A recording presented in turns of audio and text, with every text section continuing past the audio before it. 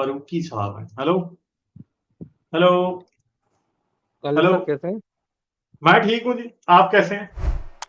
Sir बढ़िया sir, unborn मुस्लिम sir. जो उम्महातुल मोमिनीन हैं, वो उम्मत की माएँ हैं हम लोगों की, मतलब जो मोमिन्स हैं। तो रसूलुल्लाह की जो लोंडियां हैं, तो उनसे भी तो हमारा कुछ रिश्ता होगा। ये आप जरा कंफर्म करके बता दें मिर्जा साहब से। हम्म। क्योंकि ये जो जितनी भी उम्महातुल मोमिनीन है, उनसे तो कोई उनको बच्चा भी नहीं हुआ। एक मारिया किप्तिया थी, तो उनसे तो उनको एक औलाद पैदा हुई थी गालिब सर, शायद इब्राहिम नाम की। हाँ एग्जैक्टली, बस मारिया किप्तिया से इब्राहिम हुआ था बस। इसके अलावा और कोई औलाद हजरत मोहम्मद को किसी और बीवी से नहीं हुई, खदीजा से हुई थी। और वो हम्म। सब बच्चे इस्लाम के आने से पहले ही हो गए थे। कोई भी बच्चा इस्लाम के आने के बाद नहीं हुआ। तो सर रसूलुल्लाह ठीक है, की लोंडियां भी तो कुछ दर्जा रखती होंगी ना मुसलमानों के नजदीक। वो महातल मोमिनीन में शामिल नहीं है। ठीक है, मारियल किप्तिया उम्मुल मोमिनीन मारियल किप्तिया नहीं है कहते। ठीक है, हम्म। फिर सफिया थी, फिर एक और थी, क्या उसका नाम था, जवेरिया थी। ये तीन हम्म। का तो हमें सफिया नहीं, जवेरिया थी और एक और भी थी, उसका नाम मुझे ज़हन में नहीं है। तीन लौंडियां तो लिखी हुई हैं इन्होंने जगह जगह। टोटल 16 थी ना सर? जवेरिया थी और वो एक यहूदी थी बनु कुरैजा की। अच्छा खासा मुझे उसका नाम याद था, कोई चैट में बता देगा अभी। क्या थी वो, एक और भी थी ना, रुकैया। रुकैया थी, रुकैया। रुकैया नाम की थी, नहीं रुकैया नहीं था उसका नाम, उसका नाम कुछ और था, मेरे ज़हन से निकल गया। ठीक है। अच्छा सर, आपने अभी तक ये भी नहीं बताया वो आदम अलैहिस्सलाम की दूसरी बीवी जिनसे उनका दूसरा निकाह हुआ था। नहीं, दूसरे वो निकाह वाली बात गलत है। ठीक है, वो बाइबल में ऐसा कुछ नहीं है। वो यहूदियों की कुछ हदीसों की किताबों में है कि आदम ने एक और दूसरी शादी हवा के बाद की थी। हाँ, मगर आदम की पहली बीवी के बारे में वीडियो कल मेरी आई। ठीक है, वो जरूर देखिए। अच्छा। वो वो गालिब गालिब सर। कमाल वीलॉग्स वाले चैनल पे आई। ठीक है, उस पर मैं ठीक है। बड़ी, हाँ सफिया थी, सफिया थी, सफिया, हाँ। सफिया इंडिविजुअलिस्ट ने नाम था बता दिया। लोंडी ना सर? और हाँ, सफिया, सफिया सफिया थी, मगर सफिया लौंडी नहीं थी। उसके अलावा बनु कुरैजा की एक लौंडी थी जिसका नाम मेरे दिल से निकल गया। सफिया से शादी कर ली थी रसूल अल्लाह ने। ठीक सर है। ये हाँ बात सही हदीस में है क्या? हाँ, तो हाँ, ये इनका नाम सबका सभी सही हदीसों में है। जवेरिया, जवेरिया, सफिया, मारियाल किप्तिया और एक और थी, रेहाना। रेहाना, ठीक है ठीक है, रेहाना थैंक थी, रेहाना थी। रेहाना बिनते उसका नाम मेरे जहन से निकल गया, उनसे जैद थी मेरे ख्याल है उसका नाम। वो बनु कुरैजा की थी। ठीक है, रेहाना। सही है। अच्छा गालिब सर, एक रेहाना, एक चीज हाँ मतलब। इंडिविजुअलिस्ट ने भी बता दिया, रेहाना बिनते जैद। थैंक यू ठीक इंडिविजुअल। है। सर हाँ, मैं एक चीज और ये पूछना चाह रहा था आपसे कि जो भी मजहबी लोग होते हैं, चाहे वो किसी भी धर्म से रिलेट करते हो, वो सबसे पहले किस चीज को पढ़ के या सुन के मुतनफ्फिर होते हैं अपने धर्म से, अपने मजहब से, खासतौर से मुसलमान? मुसलमान आमतौर पे लौंडियों के किस्से, आयशा का किस्सा, ठीक है, फिर बनु कुरैजा का किस्सा, ये सारी चीजें सुन के काफी परेशान हो जाते हैं मुसलमान। ठीक मतलब है। यू मीन टू से, अकॉर्डिंग टू हदीस, सबसे पहले वो हदीस से ही मुतनफ्फिर होते हैं। हाँ फिर उसके बाद उनके दिमाग के अंदर ख्यालात आना चालू हो जाते हैं कि ये सब बातें हाँ, हदीसों यानी अब मतलब हम इस वीडियो को ना जरा यूं कर लेते हैं कि एक मुसलमान क्यों इस्लाम से नफरत मुतनफ्फिर। करता है या इस्लाम छोड़ता है, तो उसके हम्म। स्टेप्स क्या हैं। तो हाँ। पहला स्टेप तो ये होता है एग्जैक्टली। कि कोई ना कोई बात उसके जहन में आ जाती है, जिसमें रसूल अल्लाह का कैरेक्टर जो है ना, लोगों को मुसलमान करने की, बहुत गैर मुस्लिम करने की बहुत बड़ी वजह है। आयशा से शादी, ठीक है, लौंडियां, जिहाद के किस्से, लोगों का कत्लो गारत, बनु कुरैजा का किस्सा, इस तरह के और बहुत से किस्से हैं जिनकी वजह से लोगों के जहन में बड़े सवाल आ जाते हैं कि यार ये कैसे हो सकता है कि हमारा रसूल जो है वो 6 साल की बच्ची से शादी कर ले सकता। फिर जब ये प्रॉब्लम क्रिएट होता है तो मुसलमानों के लिए एक बड़ा, सिद्धार्थ का शुक्रिया सुपर स्टिकर के लिए, थैंक यू। तो क्या होता है, लोगों के लिए एक बड़ा मॉरल डिलेमा बन जाता है। उसकी वजह से लोग हदीसें पढ़ते हैं, हदीसें जब पढ़ते हैं, तारीख पढ़ते हैं, तो लोगों को ये पता लगता है कि यार तारीख और हदीस में तो रसूल अल्लाह का कैरेक्टर बहुत बुरा नजर आता है, तो लोग हदीस और तारीख को छोड़ देते हैं। अब लोग बन जाते हैं कुरानिस्ट। वो बाकी सब बातें छोड़ देते हैं, कुरान पे आ जाते हैं। अब कुरान को जब फिर वो पढ़ते रहते हैं ना, तो कुरान में फिर उनको इनकंसिस्टेंसीज और साइंटिफिक मिस्टेक्स नजर आने लग जाती हैं। पहले वो ये मानते हैं कि 6 साल की बच्ची से शादी रसूलुल्लाह नहीं कर सकते, मगर फिर सूरह निसा उनको ये बताती है कि रसूलुल्लाह ने जो 6 साल की बच्ची से शादी की थी वो कुरान के मुताबिक ठीक है, हलाला कुरान में उनको नजर आता है। उनको कुरान में ये नजर आता है कि सूरज एक गदले पानी के तालाब में डूबता है। उनको नजर आता है कि सितारे जो है वो चिराग हैं, सूरज जो है वो सूरज डूबने के लिए एक जगह पे जाता है। तो बहुत सी और scientific mistakes, moral mistakes Quran में मिलती हैं, काफिरों को मारो, फलां करो, ढिमका करो। तो अब लोग जो कुरानिस्ट हुए होते हैं, जब वो कुरान में ज्यादा गौर करते हैं, तो उसके बाद वो कुरान से भी उनकी छुट्टी हो जाती है और वो फिर बन जाते हैं एक्स मुस्लिम, वो इस्लाम छोड़ देते हैं यहाँ से। तो ये स्टेप्स हैं जिनके थ्रू लोग होके आते हैं। किसी के डिफरेंट भी हो सकते हैं, मगर नॉर्मली ये एक काफी जबरदस्त किस्म का रूट है इस्लाम तक आने, इस्लाम छोड़ने। ठीक है। तो मैं तो ये पूछता हूँ सर कि जिन्होंने ये जैसे सही बुखारी बुखारी साहब ने लिखी, सही मुस्लिम लिखी, अबू दाऊद, सुनन निसाई और मिशकात और दीगर कुतुब हदीस, ये सब जिन्होंने लिखी हैं, ये तो इन लोग के नजदीक बड़े इंटेलेक्चुअल व्यक्ति हैं, इंटेलेक्चुअल पर्सनालिटीज हैं। तो उनसे ये कैसे एक्सपेक्ट करा जा सकता है कि उनको लिखते वक्त ये समझ में नहीं आ रहा था कि अगर मैं ये वाकयात, ये हदीसें अगर मैं अपनी किताबों के अंदर लिखूंगा और लोग जब इसको पढ़ेंगे तो उनके दिमाग के अंदर ख्यालात नहीं आएंगे कि ये कैसे पॉसिबल है एक रसूल के लिए कि उसने एक 6 साल की बच्ची के साथ ऐसा करा, या उसने लोंडियां पाली, या उसने बनु कुरैजा के साथ ऐसा करा और उनको दमिश्क के बाजार में ले आके बेचा, उनके बच्चों को, उनकी बीवियों को। क्या उनको इस चीज का कुछ डरो खौफ था कि इन फ्यूचर ये किताबें अगर मेरी लोगों तक पब्लिकली जाएंगी तो वो लोग पढ़ेंगे तो उनके दिमाग में क्वेश्चंस नहीं उठेंगे कि ये अच्छा इंसान है कि बुरा इंसान है? क्योंकि एक जगह तो वो बुरा इंसान दिखा रहा है और उसी बुरे इंसान की सारी अच्छाइयां भी लिख रहा है। तो ये डिफरेंशिएशन करना सर एक ह्यूमैनिटी के लिए कोई वो नहीं है? आप क्या कहते हो उसके बारे में? मगर देखिए, हजरत मोहम्मद को ये कैसे पता हो सकता है कि जो वो कर रहे हैं वो गलत है? क्योंकि जो कुछ वो कर रहे थे उनके जमाने के मुताबिक वो कोई इतनी बड़ी बात नहीं थी। छोटी उम्र की बच्ची से शादी करना कोई प्रॉब्लम नहीं था, उस टाइम और लोगों ने भी की होती हूँ। क्रिश्चियंस करते थे, लड़की का बस मेंस्ट्रुएशन आ गया शादी कर देते थे। मदर मैरी जिसके बारे में कहा जाता है कि वो जीसस की मां बनी, इवन के क्रिश्चियंस की जो अपनी ट्रेडिशंस है उनमें मिल जाता है कि मरियम जो थी वो शायद 12 साल की, 13 साल की टोटल। ठीक है। जैसे सर कोई भी एक कातिब होता है, कोई किताब, वो अगर वो बुक जनरेट करता है, लिखता है, उसको मालूम है कि इससे मुझे क्या पब्लिकली रेस्पॉन्स मिलेगा, पॉजिटिव मिलेगा कि नेगेटिव मिलेगा। सलमान रश्दी है, उसने सैटेनिक वर्सेस लिखी, उसके अंदर कुछ उसने आयतें कोट कर दी, उसको पता था कि कुछ ना कुछ तो समाज से आउटपुट इसका आएगा ना, चाहे नेगेटिव में आए या पॉजिटिव में आए। तो क्या इन कातिबों को ये चीजें, मुफस्सिरीन को ये सारी चीजों का इल्म नहीं था? मैं ये पूछना चाह रहा हूँ आपसे। नहीं, मगर मुफस्सिरीन ये नहीं समझते ना। मुफस्सिरीन के लिए भी यही प्रॉब्लम था ना। जो तफसीर कर रहा है उसके आसपास जो लोग हैं, हो सकता है उसने खुद 10 साल की बच्ची से शादी की हो। गालिब सर, आप देखिए, मैं आपके लिए और थोड़ा सिंपल कर रहा हूँ क्योंकि मेरे साथ भी कुछ लोग जुड़े हुए हैं सर, वो ये सवाल मुझसे करते हैं। तो मैं उनको जवाब देने के लिए भी आपसे ऑथेंटिकेशन चाहता हूँ। क्योंकि देखिए, हदीसों के अंदर तो इन लोगों ने 4 तरीके बता दिए नमाज पढ़ने के। अभी आपसे थोड़ी देर पहले भी आपका किसी से शायद बात हो रही थी। तो मैं ये पूछना चाहता हूँ कि सर, इन लोगों ने 4 तरीके हुए हैं, तो ये खुद कौन से तरीके इस्तेमाल करते थे नमाज को कायम करने के लिए? इन्होंने तो कुछ नहीं लिखा, ना इमाम बुखारी ने लिखा, ना ना मुस्लिम के अंदर ऐसा कुछ लिखा कि हमारे नजदीक तो ये तरीका जो है ना, ये सबसे बेस्ट है, ये सबसे मोहतबर है।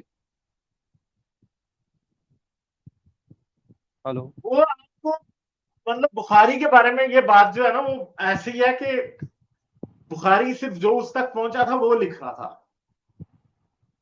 इमामों ने फिर आगे से ये बताया कि ये तरीका ठीक है, ये तरीका गलत है। ये सही है। ऑथर की रेस्पॉन्सिबिलिटी में नहीं आती सर कि ये चीज की कौन सी चीज वो ऑथेंटिक है अच्छी उसको? रिस्पॉन्सिबिलिटी तो निभाई है नहीं, है ना, हमें पता है इस हाँ ना। बात का। हाँ हाँ, वही मैं चीज पूछना चाह रहा हूँ कि आपको उसको बोल्ड करके बताते ना उम्मत को कि ये तरीका जो रफ़ा दैन का है, ये सबसे सही तरीका है, या हाँ, तो पेट पे वो हाथ। उन्होंने नहीं बताया ना। रफा यदैन हदीसों से तो ये साबित कर देते हैं ना। मगर हम्म। प्रॉब्लम ये है कि आयमा ने उन हदीसों के ऊपर भी सवाल उठाए हैं फिर आगे से।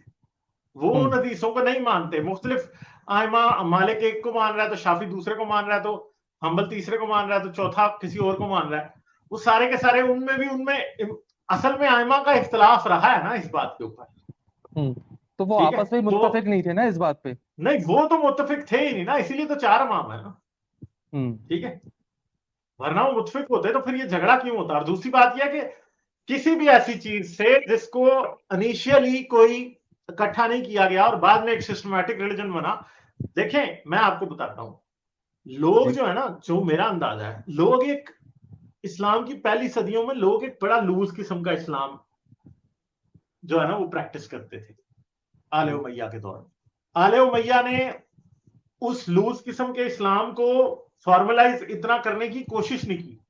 उन्होंने ये समझा कि हाँ ठीक है कुरान है तो बस इस कुरान से ही देखो और लोग जैसे मर्जी इसको प्रैक्टिस करें। आले उमैया का मसला ये था, आले उमैया के लिए ये इतना बड़ा मैटर नहीं था इस्लाम। मगर जब फिर अब्बासी हुकूमत में आए तो अब्बासियों को ये लगा कि हमें लोगों को इकट्ठा करना है। और तब तक इस्लामी सल्तनत इतनी ज्यादा फैल चुकी थी कि उनके लिए ये बात इंपॉर्टेंट थी कि एक सूबे के लोग अगर एक डिफरेंट वर्जन इस्लाम की प्रैक्टिस करते हैं दूसरे सूबे से, तो ये ना हो कि कल को वो हमारे खिलाफ बगावत कर दें। क्योंकि देखिए बगदाद में वो बैठे थे, मिस्र में या इजिप्ट के अंदर लोग बैठे हैं वो, और वो उनसे बड़े दूर है, उनका कल्चर भी डिफरेंट है। ठीक है, उनकी लैंग्वेज भी काफी हद तक डिफरेंट है। सही है, वो जिंदगी डिफरेंट तरीके से गुजारते हैं, वहां का मौसम डिफरेंट, बहुत सी चीजें डिफरेंट। ये बैठे हैं बगदाद में, अब ये चाहेंगे कि मिस्र वाले अगर उनकी कल्चर और लैंग्वेज हमसे डिफरेंट है तो उनका इस्लाम कम से कम हमारे जैसा। इसलिए इन्होंने फिर फॉर्मलाइज करना शुरू किया इस्लाम को। इन्होंने इस्लाम की एक ऐसी शक्ल, सरकारी शक्ल या गवर्नमेंट वर्जन ऑफ इस्लाम लेके आया जिसको इन्होंने फिर आहिस्ता आहिस्ता सब जगह नाफिज किया। और ये चीज इजी होती है तब करना जब रिलीजन इतना ज्यादा रिजिड ना हो। तो जो अर्ली डेज का इस्लाम है ना मेरे ख्याल में वो काफी liberal liberal in a sense ये रहा होगा कि वो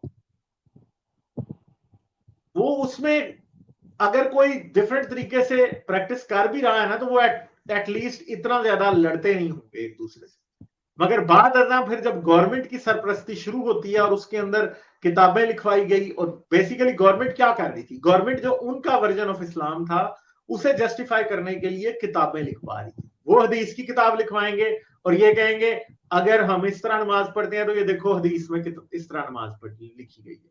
ठीक है, तो वो ये बातें कर रहे थे। इवन कि ये बात तो एक ओपन सीक्रेट है कि उन्होंने, अब्बासियों ने, खलीफा मामून था कि मामून जो था या कोई और था, मोतसम था शायद, जिसने कुरान में एक आयत दिलवा दी थी जिसमें उसका नाम आता था। ठीक है, तो वो चेंज तो तब भी कर रहे थे ना। ठीक है, तो ये बात जो है ना, ये चीजें बड़ी इस तरह की थी कि वो असल में रिलीजन को एग्जैक्टली जो क्लासिकल यूज ऑफ रिलीजन है उस तरह ले रहे थे कि वो पॉलिटिकल कंट्रोल उनके लिए था रिलीजन, कि लोग हमारे रिलीजन पे होंगे तो हमारे कंट्रोल के अंडर हैं। उन्होंने जो सबसे बड़ा प्रॉब्लम उन्होंने देखा था ना, जो हिस्टोरिकली अरबों को ये बात बहुत अच्छे तरीके से पता थी, जो सैसनिड एम्पायर का फॉल हुआ था ना वो क्रिश्चियनिटी की वजह से हुआ था। क्योंकि सैसनिड एम्पायर के अंदर लोग बड़ी तेजी से क्रिश्चियनिटी कबूल कर गए थे, क्रिश्चियन बन गए थे। अब जो एम्परर होता था ना उसका वो पुराने पहलवी रिलीजन के ऊपर रहता था, वो क्रिश्चियन नहीं हुआ था। ठीक है, तो ये जो क्रिश्चियन थे ना ये हमेशा बाइजेंटियम की तरफ देखते थे कि वो शायद उनकी हुकूमत हम पे होगी तो हम ज्यादा ठीक होंगे, क्योंकि वो खुदा की हुकूमत है। ठीक है, तो इन द एंड जो फॉल ऑफ सैसनिड एम्पायर हुआ, जब हेराक्लस आया और उसने सैसनिड एम्पायर की बैंड बजाई, तो तब क्या हुआ, जितने भी पर्शिया के अंदर क्रिश्चियंस थे ना वो हेराक्लस के साथ मिल गए थे। वरना ऐसा नहीं था कि सैसनिड एम्पायर को बड़ी कमजोर थी कि टेसफॉन या मदायनी फतेह हो जाता, नहीं हो सकता। अगर वो लोग अपनी एम्पायर के साथ लॉयल रहते तो वो नहीं हो सकते थे। अच्छा, फिर क्या हुआ, सैसनिड एम्पायर खत्म हो गई। ये जो अरब्स थे ये उस टाइम, जहां तक मुझे बात समझ में आती है, जहां तक हिस्टोरियंस ने लिखा है वो बात किया कि मुआविया और आले उमैया एटलीस्ट जो बिल्कुल शुरू वाली थी वो क्रिश्चियन थे। ठीक है, और हेराक्लस के साथ मुआविया के बड़े क्लोज रिलेशंस थे। इवन के मुआविया ने कभी भी बाइजेंटीन एम्पायर के इलाकों पे हमला नहीं किया जब तक हेराक्लस जिंदा था। जब हेराक्लस मर गया उसके बाद मुआविया ने बिजेंटीन एम्पायर पे हमला किया, इवन के कॉन्स्टेंटिनोपल की सीज भी उसने की, ठीक है, मगर तब तक उसने नहीं किया जब तक हेराक्लिस जिंदा था। अच्छा, अब मुआविया मर गया, उसके बाद यजीद आया, यजीद के बाद चलते चलते तकरीबन 680 के करीब करीब आले मरवान जो है वो हुकूमत में आ गई। अब आले मरवान जब हुकूमत में आई तो आले मरवान ने ये देखा, आले मरवान की ना तो बिजेंटीन एम्पायर के साथ वो अटैचमेंट थी जो कि मुआविया की औलाद की थी, ठीक है, तो उन्होंने क्या किया, उन्होंने क्या किया, उन्होंने बिजेंटीन एम्पायर के आसपास जगहों पे कब्जे शुरू कर दिए, मगर इनकी सल्तनत में भी बहुत से लोग क्रिश्चियन थे, ठीक है, तो इन्होंने अपना एक नया रिलीजन बना दिया जो कि प्रोटो इस्लाम जिसको कहते हैं हिस्टोरियंस, वो इस्लाम इन्होंने बना दिया। और जब वो इस्लाम बना तो उसके बाद क्या काम शुरू हुआ कि आगे बात चल पड़ी। फिर 750 में अब्बासी आ गए। अब्बासी जब आए तो उनको ना सिर्फ बाइजेंटाइन एम्पायर के असर रसूख से लड़ना था, उनको आले उमैया का और आले मरवान का जो सारा इन्फ्लुएंस है उससे भी लड़ना था। तो उन्होंने फिर इस्लाम को फॉर्मलाइज 750 के बाद करना शुरू कर दिया, और उनको तकरीबन अगले 100 साल इस बात में लगे कि उन्होंने एक सॉलिड वर्जन ऑफ इस्लाम लाके बना दी, ठीक तो है। ये बात सही है ना यहाँ से गालिब सर के, ये वो सही बुखारी सही मुस्लिम के अंदर हदीस है कि ये लोग अली को मिंबरों पे चढ़ के गालियां शबो शितम करवाते थे। क्योंकि ये बात का मुझे बहुत ज्यादा इम्कान लगता है कि आज इस्लामी तारीख की किताबों में ये लिखा गया है कि जो है उस्मान का कत्ल जो है वो अली ने नहीं किया था, मगर आले उमैया के वक्त में यही बात मानी जाती थी कि उस्मान का कातिल अली है, और सबो शतम इसीलिए कराया जाता था अली के ऊपर, वरना क्या रीजन है और सबो शतम कराया, मतलब मेन रीजन यही रीजन था पूछा तो बिहाइंड। मौलवी कोई भी नहीं बता सकता कि सबो शतम की क्या रीजन, ठीक है, क्यों कराया मतलब जाता था, वजह क्या है, बिहाइंड अली से दुश्मनी की जरूरत क्या थी उनको, ठीक है, तो वो मतलब इसीलिए बिहाइंड। कराते थे ना कि वो उस्मान के कातिल कहते थे अली को। क्योंकि ये तो सही हदीसों से साबित है सर। ओरिजिनल एग्जाम वो मोहम्मद बिन अबी बकर पे या ख्वारिज पे नहीं था, वो अली पे ही था ओरिजिनल इस्लाम, जहां तक मुझे समझ में आती है बात, मैं गलत भी हो सकता हूँ, और हो सकता है कल को कोई एविडेंस भी इस बात का आ जाए, हम नहीं जानते, या ना अच्छा आए कभी।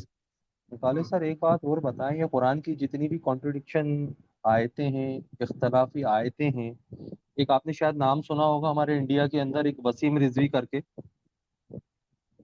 हाँ अब हाँ जी, हाँ अभी जी। लेट हाँ, उसने हिंदू धर्म इख्तियार कर लिया। उसने इसी 27-28 आयतों के ऊपर उसने सवाल उठाए थे। उसने ये कहा था कि ये कुरान से अलग कर दिए जाएं, क्योंकि ये कुरान जो है ना ह्यूमैनिटी के खिलाफ बात कर रही है ये आयतें, और आपस के अंदर लड़ाई झगड़ा पैदा कर रही हैं।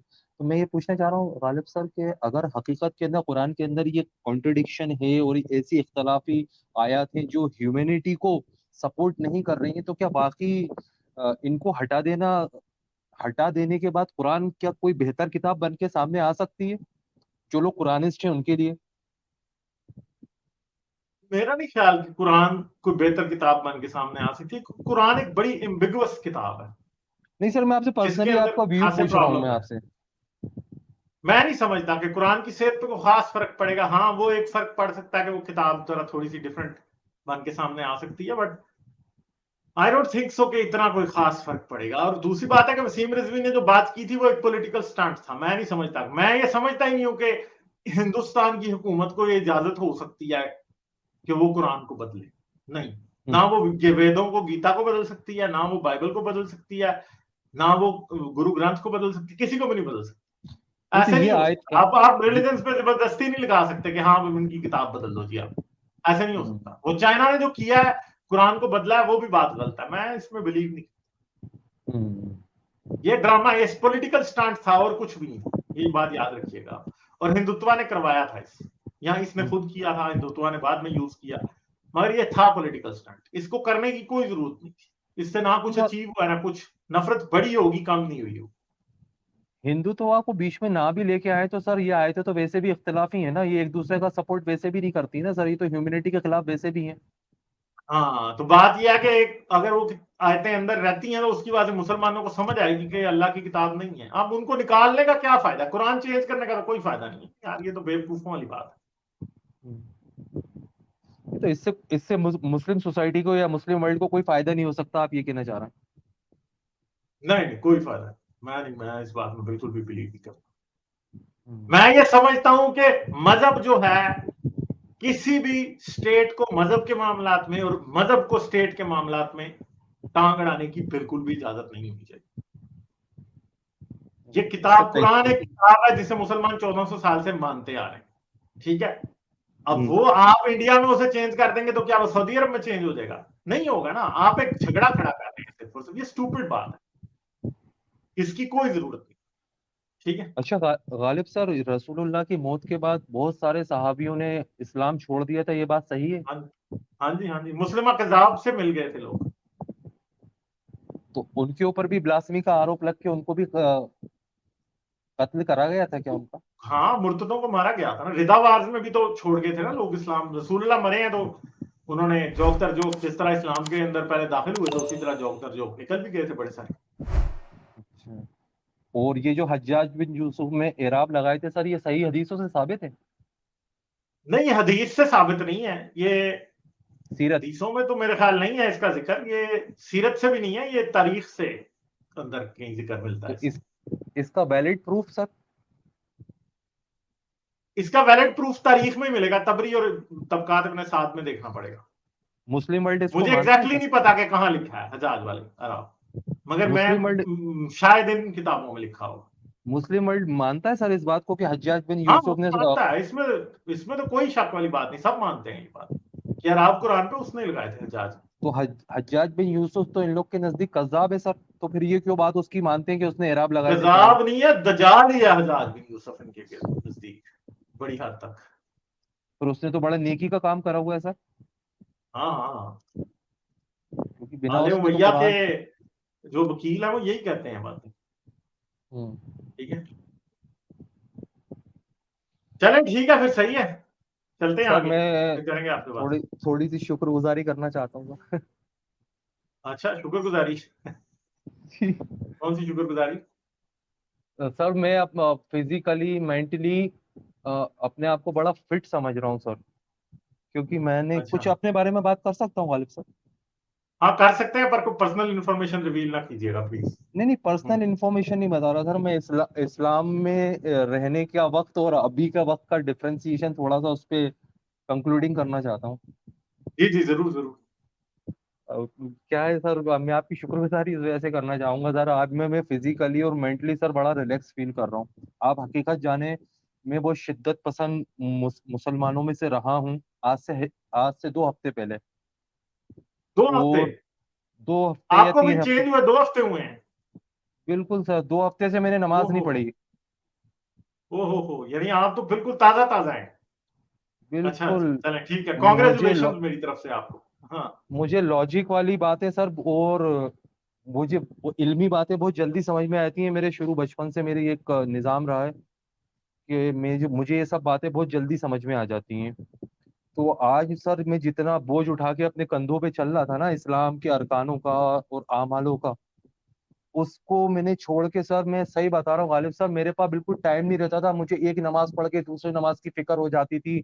मेरे बीच के जितने भी दरमियान के काम है वो सब डिस्टर्ब हो जाते थे। फिर मुझे जिक्र अस्कार करना पड़ता था, मुझे कुरान पढ़ना पड़ता था, क्योंकि उसके पीछे मुझे ये सारी चीजें बताई गई थी कि तुम्हें इतनी नेकियां मिलेंगी, तुम्हें जन्नत के अंदर ये मकामात हासिल होंगे और ये होंगे वो होंगे। वो मुझे बचपन से एक चीज सिखाई गई थी कि वो रसूल का नाम जहाँ पे भी आए, वो वहां पे सल्लल्लाहु अलैहि वसल्लम तुम्हें बोलना है, तो तुम्हें ये मिलेगा वो मिलेगा। मतलब आप सोचो, मतलब मेरे ऊपर 24 घंटे के अंदर इन्हें खाने पीने हगने मुतने चलने फिरने हर चीज के अंदर इन्हें उन्होंने इस्लाम फिट करके रखा हुआ था सर। वो मुझे वो फॉलो करने में सर मतलब अच्छा तो लगता है, और मैं ये जानता हूँ सर कि हर मुसलमान को अच्छा लगता है। बट अगर आप उससे इंटरनली अगर आप उसे झकझोड़ोगे ना, तो वो कहीं ना कहीं पता है डिस्टर्ब रहता है सर इन सब चीजों से, बहुत डिस्टर्ब रहता है इन सब चीजों से। तो मैं आज ये सब चीजें छोड़ने के बाद सर मैं मेरे पास आज टाइम भी इतना हो जाता है कि मैं अपने घर के काम भी देख लेता हूँ, मैं अपने ऑफिस के काम भी कर लेता हूँ, मैं अपने बच्ची, मेरी एक बच्ची है उसको भी मैं अच्छे से टाइम दे देता हूँ। मैं अपनी मिसेज मेरी यहाँ नहीं रहती, आउट ऑफ कंट्री रहती हैं, मैं उनसे भी अच्छे से बात कर लेता हूँ। वो पहले मेरे उनसे इख्तलाफ हो जाते थे किसी बात पे, दीन की बात पे लेके, कि वो ऐसा कर रही है, यहाँ तो ऐसा होता है, तुम ऐसा क्यों कर रही हो। आज वो इख्तलाफों पे मैं नजर ही नहीं डालता। आज हम लोग जर्नल अपनी बातें करते कि आप कैसी हो, मैं तुमने खाना खाया नहीं खाया है, तो तुम्हें कोई तकलीफ तो नहीं है। मतलब इन सब टॉपिक्स पे हमारी पहले बात ही नहीं हो पाती थी। क्यों? क्योंकि हमें इस्लाम इतना टाइम ही नहीं दे रहा था कि हम किसी इंसान के पास जाके उसको समझे कि उसकी रियल प्रॉब्लम्स क्या हैं, क्या है उसकी रियल जरूरत क्या है। इस्लाम ने कभी भी इंसानियत की रियल जरूरत को नहीं समझा, उसके जज्बात को नहीं समझा, खास तौर से औरत के। आज मैं ये कहना चाहता हूँ सर, जितने भी लड़ाई झगड़े इस्लाम मतलब मजहबी लोगों के दरमियान होते हैं, खास तौर से मियाँ बीवी के दरमियान, उसमें कहीं ना कहीं बहुत बड़ा हाथ उनके मजहब का, इस्लाम का है। क्यों? क्योंकि इस्लाम हमेशा, पता है, एक मर्द को एक आला दर्जा देता है और एक औरत को एक निचले दर्जे की कैपेसिटी उसमें रखता है। वो हमेशा, मर्द अपने आप को औरत के आगे ठाकुर समझता है और उसको दबाने की कोशिश करता है। आज मैं 2 हफ्ते से अपनी बीवी को बोलने का मौका दे रहा हूँ कि नहीं तुम बोलो मैं सुनूंगा, आज तुम बोलो मैं सुनूंगा। तो उसको भी ऐसा लग रहा है, फील होता है उसको कि यार इसके अंदर कोई ना कोई चेंजेस आए। तो वो किस वजह से आए? तो मैं आपकी ऑडियंस से और देखने वालों से यही कहूंगा कि भाई थोड़ा सा अपने आप को, पता है, मजहब से बाहर निकाल के देखो, अपने आप को समझो कि मैं किस पर्पस से यहाँ पर हूँ, और जो मेरे साथ लोग जुड़े हुए हैं उनका, उनके प्रति मेरा क्या वो है, हक है मेरा। तो वो, और उनको उनको मैं कब टाइम देना है, और उनको मुझे कब कैसे उनके साथ अच्छा व्यवहार करना है, ये सब चीजें तुम्हें मजहब में रह के तुम्हें कोई नहीं सिखाएगा। मजहब तुम्हें सिखाएगा ही नहीं जब तक कि तुम फ्री ऑफ माइंड नहीं रहोगे। अभी मेरे सर पे सर इतना सा भी बर्डन नहीं है। वो तो आप लोग के पास सर टाइम कम होता है, मैं इसलिए अपनी ज्यादा स्टोरी आपको सुनाना नहीं चाहता, क्योंकि और भी बहुत सारे अपने हमारे भाई बंधु बैठे हुए हैं। बस यही चीजें कि सर मैं आज बड़ा रिलैक्स फील कर रहा हूँ। आप यकीन माने गालिब सर, बहुत रिलैक्स फील कर रहा हूँ। मतलब मैं बिल्कुल हवा की तरह हो गया, हवा की तरह। मैं अपने काम बहुत इजीली कर पा रहा हूँ, बहुत इजीली कर पा रहा हूँ। आज मुझे कोई, मतलब मेरे आगे कोई बाउंड्री नहीं है, मेरे आगे कोई सीमा रेखा नहीं खींची हुई कि तुम्हें इसी दायरे में रह के ये सब कुछ करना है। और मैं दूसरी चीज ये कहना चाहूंगा कि अगर आप अपना मजहब छोड़ते हो, चाहे आप हिंदू मजहब छोड़ो, चाहे आप क्रिश्चियनिटी छोड़ो, चाहे आप मुस्लिम मजहब छोड़ो, तो सबसे पहले अपने रिश्तेदार, अपने घर वाले, अपने आस पड़ोस वालों से अपने अपने रिश्तों को अच्छा करने की कोशिश करो। किसी से कर्जा लिया तो उसको कर्जा फौरन ले जाके दो। किसी से अगर आपने बुरी बदतमीजी करी है, उससे आके आप माफी मांगो, उसकी मदद करो, और हेल्पफुल बनो आप, ताकि लोगों को बिना आपके बात बोले ये बात समझ में आए कि यार ये बंदा जब धर्म के अंदर था, मजहब के अंदर था, तो ये कुछ और था, और आज इसने मजहब को टाटा होके बाय बाय कह दिया। तो आज ये हकीकत के अंदर ये ह्यूमैनिटी का एक एग्जाम्पल बन के सामने आया है। तो बस मैं यही अपील करूंगा कि भाई, आप कुछ दिन के लिए आप अपने मजहब से बाहर आके देखो, आपको दुनिया, दुनिया के लोग और दुनिया के अंदर जो भी साइंसी डिस्कवरीज हो रही हैं, ये आपको बिल्कुल समझ में आने लगेंगी आपको। आज लोगों को लगता है कि यार साइंस को समझना बहुत मुश्किल है, हम पढ़े लिखे नहीं है। भाई साइंस को समझना बहुत आसान है। मगर आपने क्या कभी साइंस को साइंस की नजर से देखा ही नहीं, आपने हमेशा मजहब की नजर से साइंस को देखा, इसलिए आपको मजहब के अंदर साइंस नजर आती है और आप मजहब से उसको जोड़ते हो। तो इसलिए उस चीज को देखो, उस चीज को समझो भाई, और हर चीज को अपने खुदा से, अपने अल्लाह से, भगवान से रिलेट करके देखना छोड़ दो, क्योंकि जैसा आप करोगे वैसा ही आपके साथ होगा।